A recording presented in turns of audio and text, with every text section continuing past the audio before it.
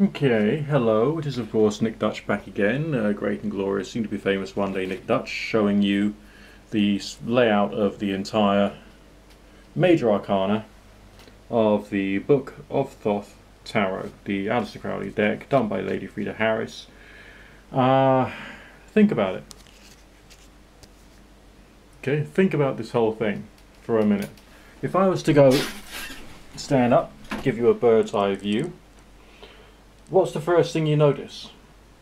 Okay, you can tell that there's a continuity of style of the original artist.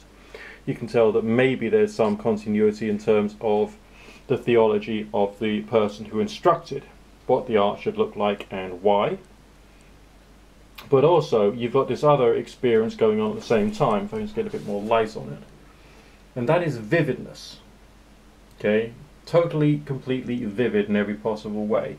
You got your fiery orangey colours, you got your cool watery colours, you got more sort of like earthy brown colours coming out there, stark black and blue contrast there, a whole heap of colour interest in the Lover's card.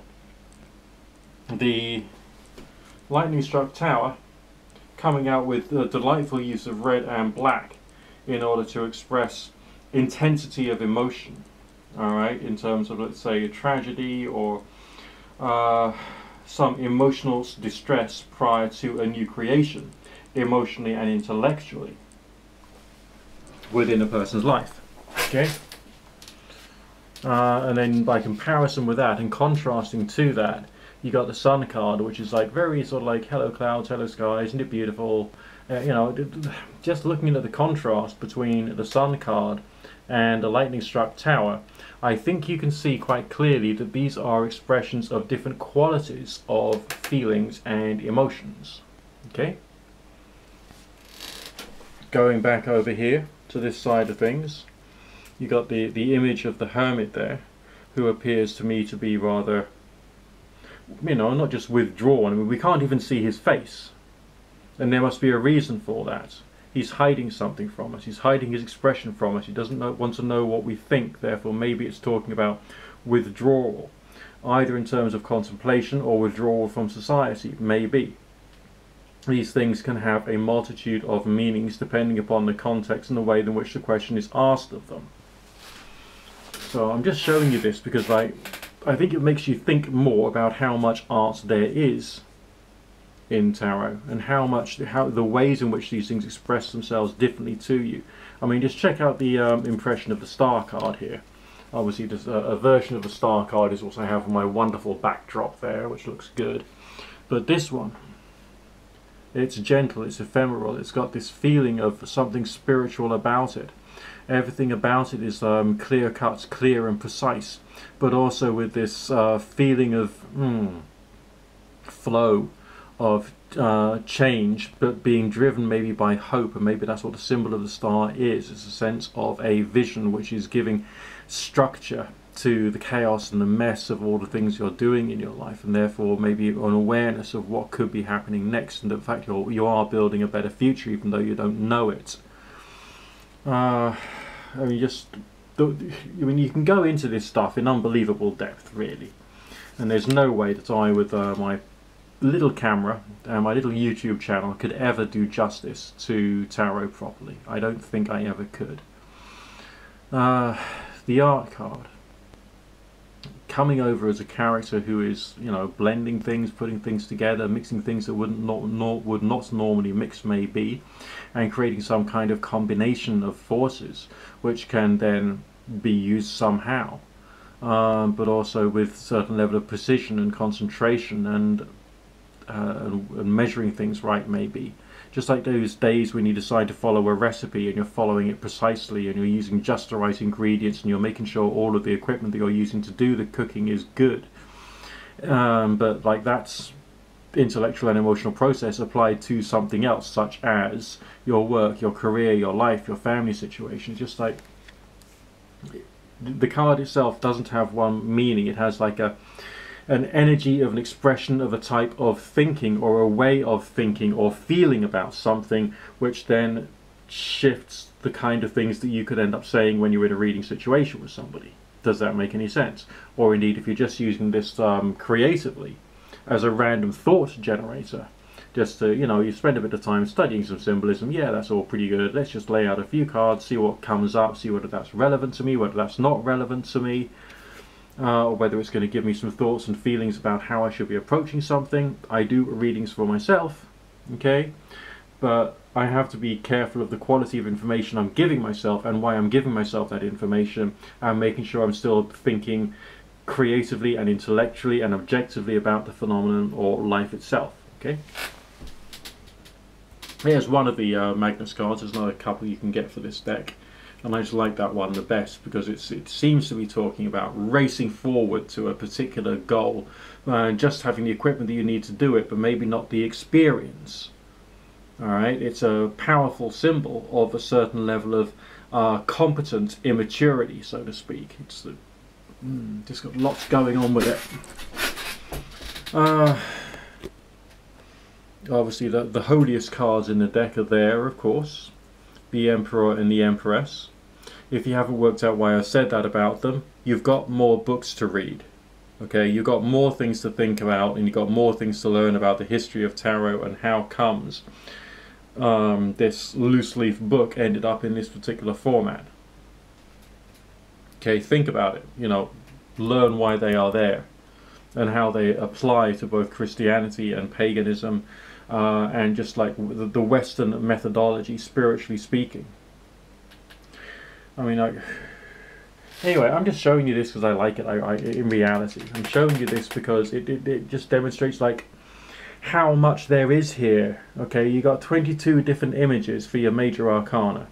You've then got all of the pip cards and court cards making up the full 78 card deck.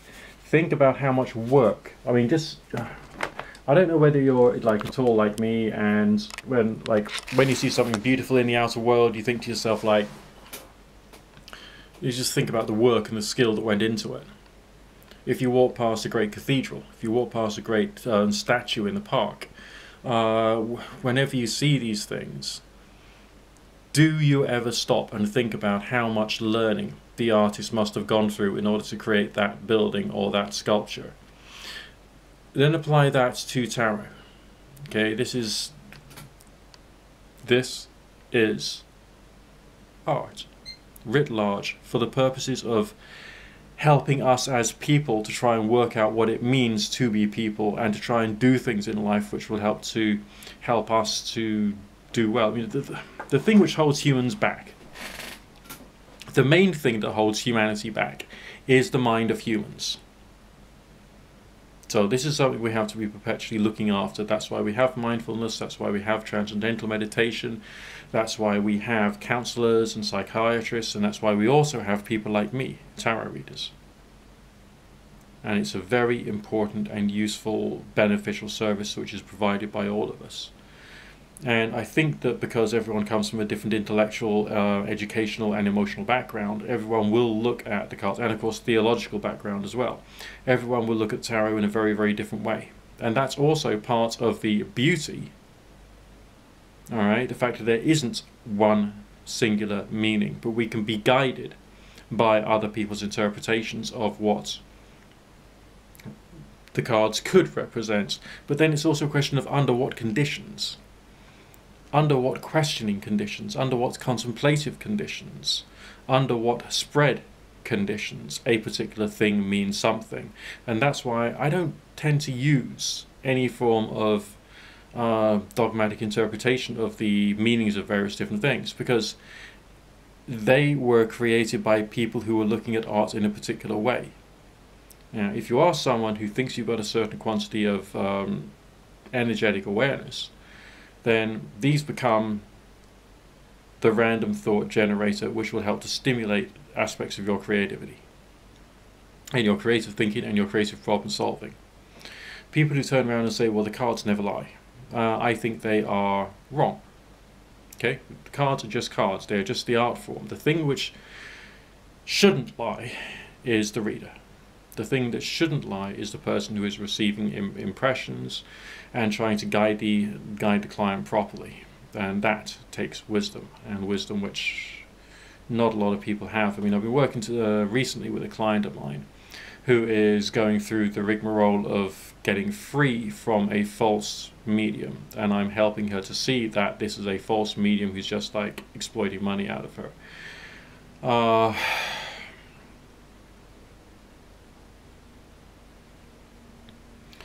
And there's lots of that going on in the world, and I wish it was a little bit more honest. I think that there should be some kind of movement towards guiding people how to use this stuff well and wisely and intelligently and objectively, because that would be good. And if all of this theater of the mind, which we've got in front of me right now, could be used more intelligently, alright, I think that we could be on the cusp of a great revolution in terms of human psychology and well-being, but that's going to take a long time, because our world is backward, and England especially is pretty backward right now. That's just a little bit of politics for you for today, never mind. And I will speak to you very, very soon back on the fantastic and amazing Nick Dutch channel type thing, which is here. Don't forget to rate, comment, subscribe, favorite and share, or whatever the words are these days. No, it's click right thumbs up, click the bell and subscribe. That's what people tend to talk about these days. But I'm also going to say, leave a comment in the comment section. Don't forget to click on my channel name and look at my old videos. There's so many there. There's always going to be something that's going to raise some pleasure or happiness or inspiration in you. And I will look forward to speaking to you again soon. So look after yourself. If you actually need a reading from me, then I'm available on the Fortunica app, on kumar.co.uk and kumar.com occasionally. I mainly work on keen.com and also thecircle.com. And if you're interested, look out for the name Nick Dutch, and that will be me. Speak to you again soon.